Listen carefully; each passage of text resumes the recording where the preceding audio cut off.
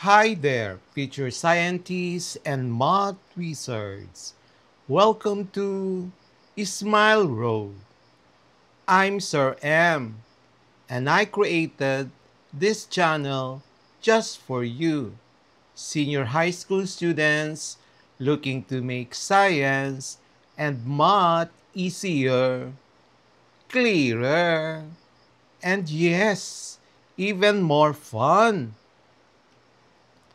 On Smile Road, we explore exciting lessons in general science, solve real life problems in general mathematics, and learn how the subjects connect to the world around us, from floating boats to your monthly budget.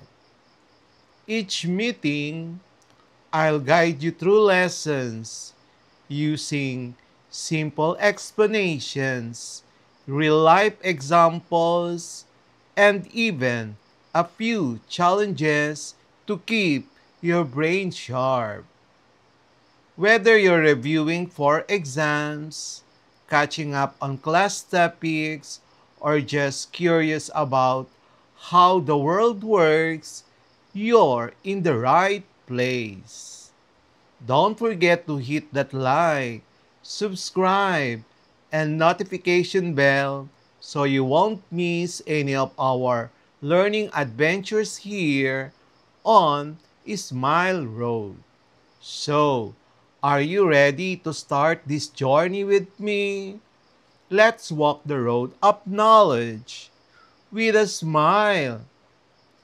Our topic for today is about biological responses to climate change, effects on living organisms in the Philippines. This is quarter 3 about biology for grade 11 general science. Again, this is quarter 3 biology lesson 9 biological responses to climate change, effects on living organisms in the Philippines. The intended learning outcomes. At the end of this topic, the learners should be able to A. Analyze the physiological, behavioral, and genetic responses of living organisms to changes in climate variables such as temperature, precipitation, and sea level. Letter B.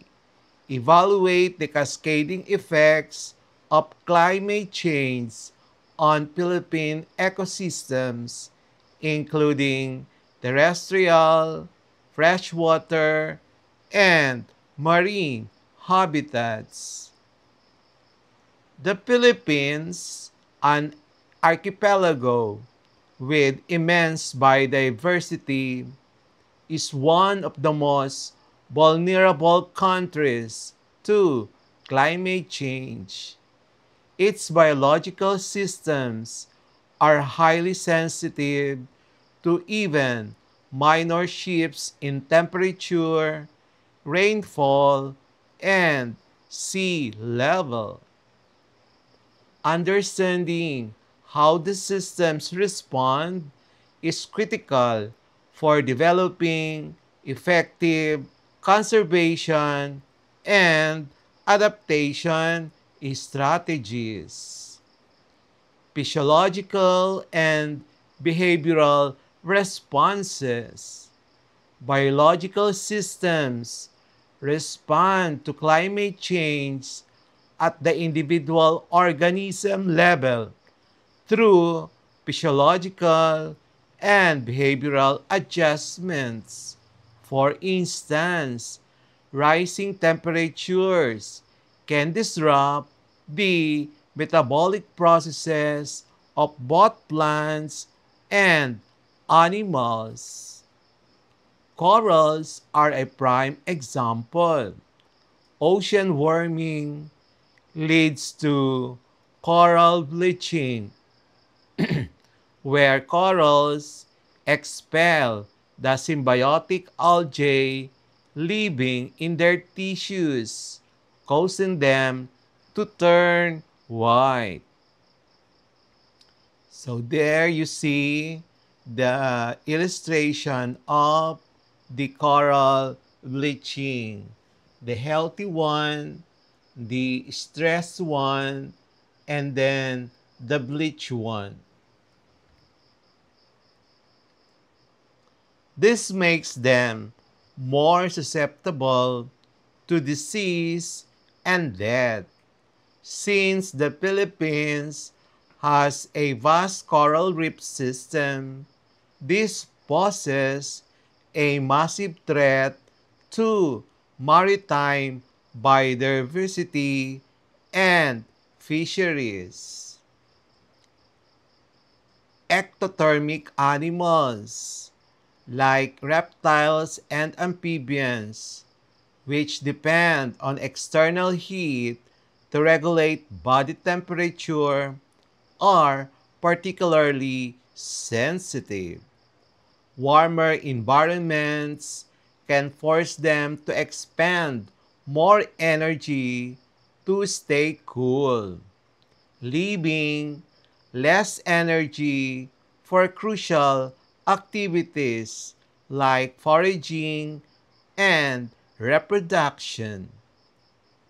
Many species, including birds and fish, are altering their migration patterns and geographic ranges in response to changing temperatures.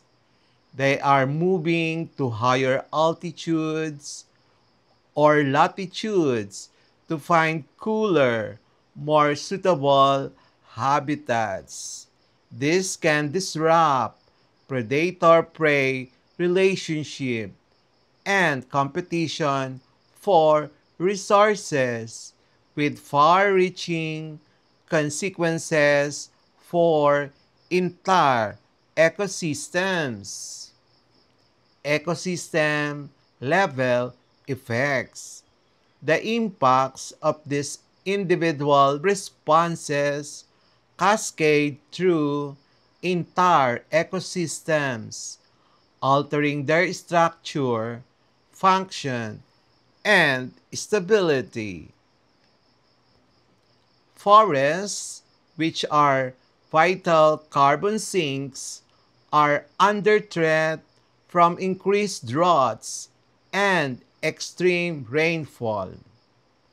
Prolonged dry season can lead to more frequent and intense forest fires, which release large amounts of stored carbon back into the atmosphere.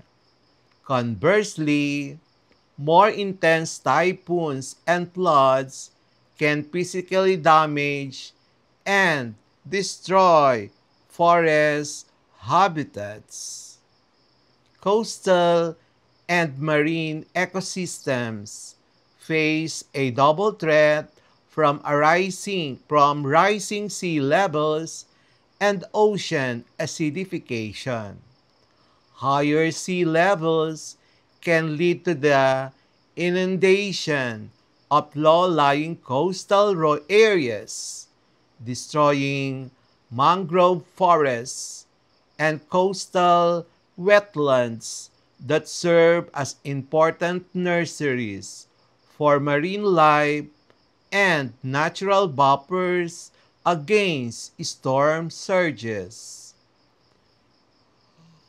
Ocean acidification, caused by the absorption of excess carbon dioxide, makes it harder for organisms like corals, mollusks, and crustaceans to build their calcium carbonate shells and skeletons. Agricultural systems, which are a type of human-managed biological system, are also highly vulnerable. The Philippines' rice production, a cornerstone of its food security, has been shown to decrease with higher nighttime temperatures. Changes in rainfall patterns leading to either prolonged droughts or more frequent floods directly threaten crop yields and livelihoods of farmers. Adaptive capacity and resilience.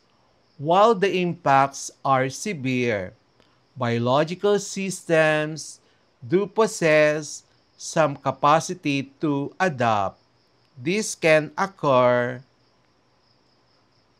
through a genetic adaptation. Over generations, some species may evolve to better tolerate new climatic conditions. However, the current rate of climate change is often too fast for this to be a widespread or effective response. Phenological shifts. Many organisms are changing the timing of seasonal events such as flowering, breeding, and migration to better match the new climatic conditions. For example, some plants may bloom earlier in the year as temperatures warm. Ecosystem restoration. Human interventions like restoring mangrove forests or creating protective marine areas can enhance the natural resilience of ecosystems, providing a buffer against the negative effects of climate change.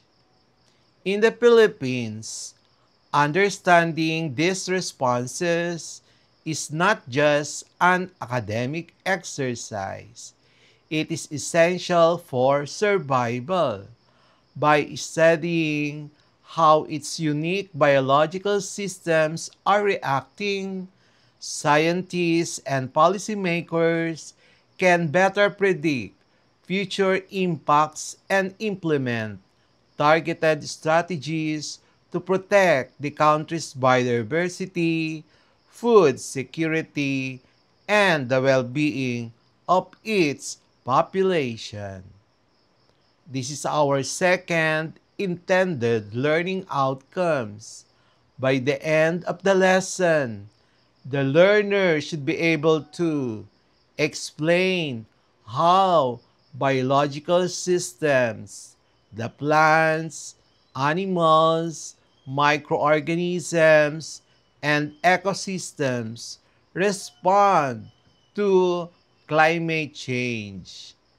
Analyze the effects of climate change on biodiversity, ecological balance, and the survival of species in the Philippines. Discuss the adaptive mechanisms of organisms and ecosystems under changing climatic conditions. Letter D. Evaluate the role of biological research and monitoring in understanding the impacts of climate change on living organisms. We will have the next part of our quarter 3 biology lesson number 9.